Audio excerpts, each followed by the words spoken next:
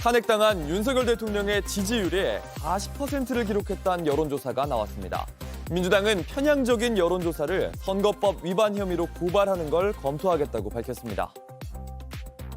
여론조사를 통해서 여론을 호도하고 있는 시도들이 많이 있어서 한국여론평판연구소의 편향적 여론조사에 대해서 공직선거법 위반으로 해서 법률위원회와 고발을 추진할 것이다, 이런 논의가 있었고요. 한국여론평판연구소가 아시아투데이 의뢰로 실시한 여론조사입니다. 지난 3일부터 4일까지 실시한 여론조사에서 윤 대통령에 대한 지지율은 40%였습니다. 전문가들은 자동응답 ARS의 경우 적극적인 지지층의 목소리가 반영되기 쉽다고 지적합니다. 또 체포영장에 대한 불법 논란에도 불구하고 대통령을 강제 연행하는 걸 어떻게 생각하느냐 등 특정 지지층을 겨냥한 듯한 질문도 응답에 영향을 줄 수 있습니다. 민주당은 조사자의 의도에 따라 응답을 유도하는 방법으로 질문해선 안 된다고 규정한 공직선거법 108조를 언급했습니다. 처음에 질문부터 시작을 해서 쭉 전개 과정들을 보면 여기 문항 가지고 어떤 특정한 의도를 만들어내는지 그렇지 않은지를 판단할 수 있습니다. 최근 주요 여론조사 기관들은 윤 대통령이 잘하고 있는지 묻는 지지율 조사를 중단했습니다. 대통령 직무가 정지됐기 때문입니다. 그런데 이런 상황에서 한 조사기관이 윤 대통령 지지율이 40%를 기록했다는 조사 결과를 내놨는데 이걸 어떻게 봐야 할지 먼저 황예린 기자 보도 보시고 취재 기자와 좀 더 얘기 나눠보겠습니다. 한국여론평판연구소가 아시아투데이 의뢰를 받아 지난 3일부터 4일까지 실시한 여론조사에서 윤석열 대통령에 대한 지지율이 40%로 나왔습니다.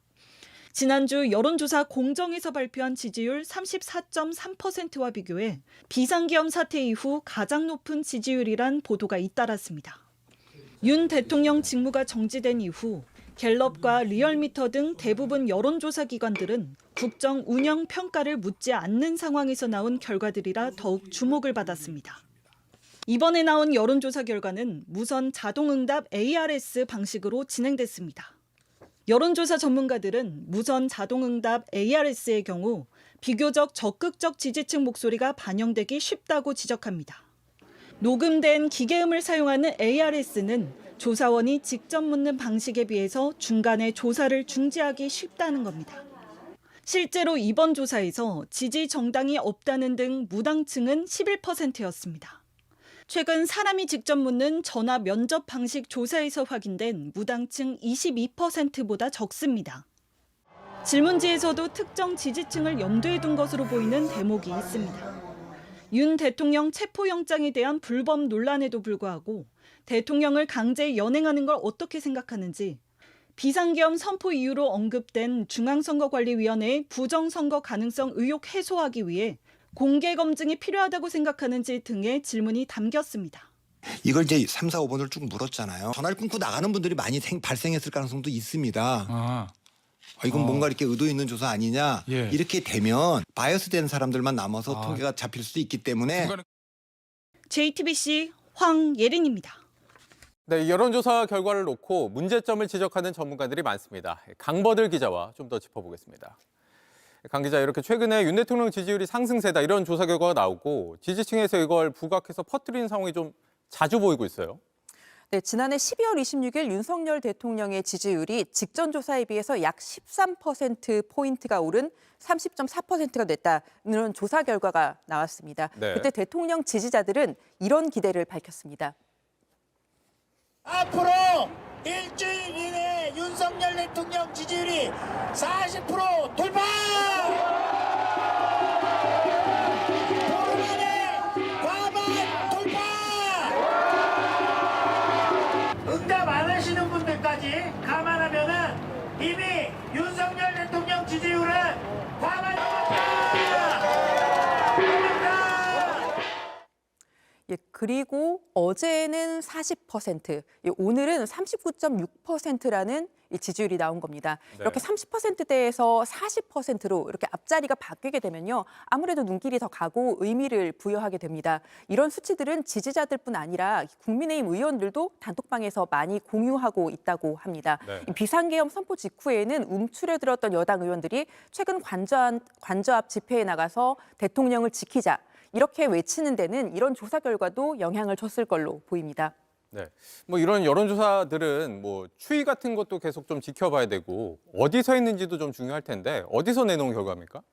네, 둘 다 2021년 여론조사 기관으로 등록한 한국여론평판연구소라는 곳에서 실시를 했습니다. 네. 이 조사를 의뢰한 곳은요, 각각 아시아투데이 그리고 뉴데일리라는 언론사입니다. 의뢰한 곳이나 이 조사 기관이 특정 성향을 가진 건 아닌지, 또 그게 결과로 이어지는 이른바 하우스 이펙트가 나타난 건 아닌지 생각하시는 분들도 있습니다. 다만 전문가들은 응답률이 낮은 ARS 조사 방식이란 점에 더 주목했습니다. 네. 응답률이 낮다는 의미는 거절하시는 응답자가 많다는 의미이기도 합니다. 전 국민을 대표한다는 차원에서 접근을 한다면 조사 결과를 해석하는 데 있어서도 조금 더 주의를 기울일 필요가 있다고 생각을 합니다. 네, 통상 ARS 조사의 응답률은 5% 안팎이고요.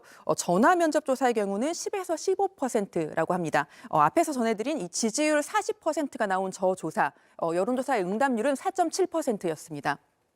네, 또 앞서 리포트에서도 봤었지만 이 조사 방식에 문제가 있다는 전문가 지적이 있었는데 이 여론조사는 특히 질문을 어떻게 하느냐 여기에 따라서 또 결과가 달라지기도 하잖아요. 네, 저희가 지금 띄워드리고 있는데요. 이 두 가지 질문, 실제로 조사가 이루어졌던 것들입니다. 네. 이 최상무 권한대행이 헌법재판관을 임명한 거에 대한 의견을 물으면서요. 하나는 야당 단독 의결로 추천안이라고 표현을 했고요. 하나는 여야가 이미 합의한 헌법재판관이라고 했습니다. 이 헌법재판관을 임명해야 한다. 혹은 임명하지 말아야 한다라면서 여야가 됐던 논리 중에 한쪽만을 반영한 질문들입니다. 전제 자체가 한쪽의 논리만 반영했다는 거죠? 네, 그렇습니다. 그렇기 때문에 응답에 어떤 식으로든 영향을 줄 수가 있습니다. 이 전문가들은 단순하게 물어야 한다고 했고요.